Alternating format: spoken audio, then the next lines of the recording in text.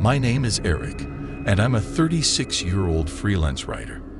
I had been working on a project in a small town and decided to book an Airbnb for a week to escape the noise of the city.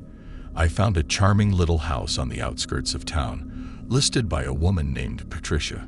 The reviews were positive, and the pictures made it look cozy and inviting. It seemed like the perfect spot for some peace and quiet. When I arrived, the house was everything I expected.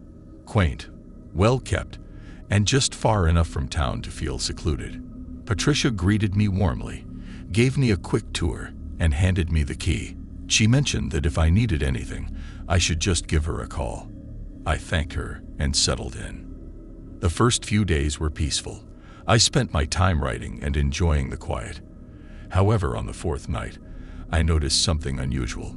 I was working late into the evening when I heard a loud noise from the basement, a banging sound, followed by muffled voices. I assumed it was just some old pipes or perhaps a raccoon rummaging around. The noise continued intermittently throughout the night, but I was too exhausted to investigate. The next morning, I mentioned it to Patricia when she stopped by to check on me. She brushed it off casually. "Oh, that's probably just some old house noises. Nothing to worry about," she said with a smile. I wanted to believe her, but the sounds persisted. On the fifth night, I decided to investigate. I grabbed a flashlight and cautiously made my way to the basement. The stairs creaked under my weight, and I shivered as I descended into the dimly lit space. At the bottom, I was greeted by an unsettling sight. The basement was partially finished, with a makeshift room constructed out of old wood and drywall. The door to this room was slightly ajar, and the noise was coming from inside. I hesitated for a moment, then pushed the door open. Inside, I found a scene that made my heart race. The room was cluttered with old furniture and boxes, but what caught my eye was a large, blood-stained rug in the corner. The blood was fresh, and there were several large smears and splatters on the walls. I could see tools and cleaning supplies scattered around, as if someone had tried to clean up a mess hastily. Before I could react, I heard footsteps behind me. I spun around to find Patricia standing at the top of the stairs, her face a mix of anger and fear. "What are you doing down here?" she demanded. I was too shocked to respond immediately. I heard noises. I thought something was wrong. Patricia's expression softened slightly, but she remained tense. "This isn't what it looks like," she said quickly.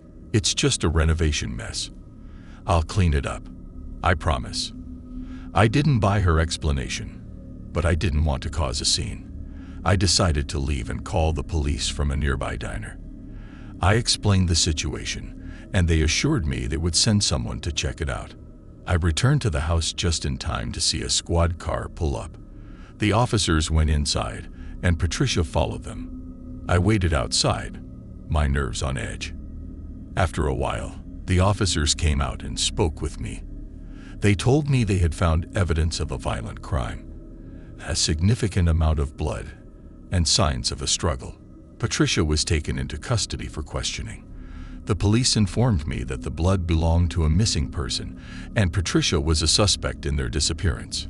It turned out that Patricia had a criminal record for assault and had been using the Airbnb as a cover for more sinister activities. The entire experience left me shaken. I ended up staying in a hotel for the remainder of my trip.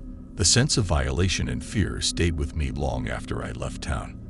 I had trusted that Airbnb and its host would provide a safe haven, only to find out that it had been a front for something far darker.